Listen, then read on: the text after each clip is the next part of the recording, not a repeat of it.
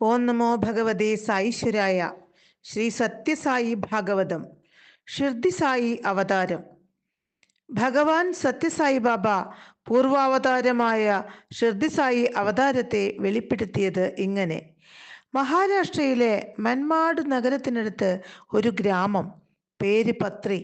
പുണ്യനദിയായ ഗോദാവരി ഒഴുകുന്ന ഗ്രാമം. അനേകം പവിത്രാത്മാക്കളെ പോറ്റി വളർത്തിയ ശാദ്വല തീരം.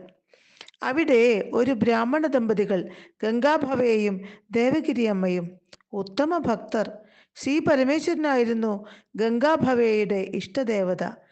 ദേവഗിരി അമ്മ പാർവതി ദേവിയെയും സേവിച്ചു പോന്നു. ഈ ഉത്തമ ദമ്പതികൾക്ക് സന്താനങ്ങളില്ലായിരുന്നു. തൻ്റെ ഹൃദയനമ്പരം ജഗത് മാതാവായ പാർവതി ദേവിക്ക് മുന്നിൽ ദേവഗിരി അമ്മ സമർപ്പിച്ചു. ഗംഗാഭവയാകട്ടെ എല്ലാം പ്രാരബ്ധ ദുഃഖം എന്ന തത്വത്തിൽ മനസ്സുറപ്പിക്കാനും പണിപ്പെട്ടു. ഒരു വൈകുന്നേരം ആകാശം കറുത്തു. കാറ്റ് ശക്തമായി. കരയിൽ കയറ്റി വച്ചിരിക്കുന്ന വെള്ളം കാറ്റിലും തിരയിലും പെട്ട് ഒഴുകിപ്പോകുമോ? ഗംഗാഭവെ കാറ്റും പേമാരിയും വകവയ്ക്കാതെ വള്ളം കെട്ടിയിടാനായി തീരത്തേക്ക് നടന്നു. ഭീതിതമായ അന്തരീക്ഷത്തിൽ ഏകയായി നാമവും ജപിച്ച് ദേവഗിരി അമ്മ വീട്ടിലിരുന്നു. നേരമിരുട്ടി. ഗംഗാഭവെ മടങ്ങി വന്നിട്ടില്ല. ആരോ വിളിക്കുന്നത് കേട്ട് ദേവഗിരി അമ്മ വാതിൽ തുറന്നു. ഒരു വൃദ്ധൻ, അതിതേജസ്വി, പെരുമഴയിൽ ഒരിടം തേടി അലയുന്നവനെ പോലെ തോന്നി. ദയാലുവായ ദേവഗിരി അമ്മ വൃദ്ധനെ വരാന്തയിലേക്ക് കയറിയിരിക്കാൻ ക്ഷണിച്ചു. വിശപ്പുണ്ടെന്ന് പറഞ്ഞ അതിഥിക്ക് ചൂടുള്ള ആഹാരം നൽകി. അതിഥി തൃപ്തനായി. കോരിച്ചൊരിയുന്ന മഴയത്ത് വൃദ്ധനെ എങ്ങനെ പറഞ്ഞുവിടും? വരാന്തയിൽ കിടക്കാൻ അനുവാദം നൽകി ആ സാധ്വി അകത്ത് കയറി വാതിലടച്ചു. കുറച്ചു കഴിഞ്ഞപ്പോൾ വാതിലിൽ മുട്ടുന്ന ശബ്ദം കേട്ട് ദേവഗിരി അമ്മ വാതിൽ തുറന്നു. വൃദ്ധനായ അതിഥി ഉറങ്ങിയിട്ടില്ല. എന്തേ? ദേവഗിരി അമ്മ വിനയപൂർവ്വം തിരക്കി. ഉറക്കം വരുന്നില്ല. ആരെങ്കിലും ഒന്ന് കാൽ തടവി തന്നിരുന്നെങ്കിൽ. വൃദ്ധൻ തൻ്റെ ആഗ്രഹം അറിയിച്ചു. ദേവഗിരി അമ്മ ഞെട്ടി. രാത്രി സമയം, കനത്ത മഴ, വീട്ടിൽ താൻ ഏക. അതിഥി ഇത്തരമൊരു ആഗ്രഹം പ്രകടിപ്പിച്ചാൽ? ഈശ്വര, ദേവഗിരി അമ്മ പകച്ചുപോയി. അതിഥി വൃദ്ധനാണ്, വന്ധ്യനാണ്. അതിഥിയുടെ ആവശ്യം സാധിച്ചു കൊടുക്കേണ്ടത് ധർമ്മമാണ്. താൻ എന്തു ചെയ്യും? തനിക്കത് ചെയ്യാനാകില്ല. പരപുരുഷനെ താൻ ഇന്നേ വരെ തൊട്ടിട്ടില്ല. അത് തൻ്റെ വ്രതവുമാണ്.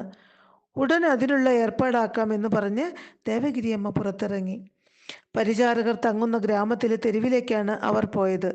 അവിടെ നിന്നും ഒരാളെ കൊണ്ടുവന്ന് കാൽ തടവിക്കാമെന്ന് കരുതി. പക്ഷെ ആരെയും കിട്ടിയില്ല. വിഷമത്തോടെ, ദുഃഖത്തോടെ, ഭയത്തോടെ ദേവഗിരി അമ്മ മടങ്ങിയെത്തി. അവർ ധർമ്മസങ്കടത്തിലായിരുന്നു.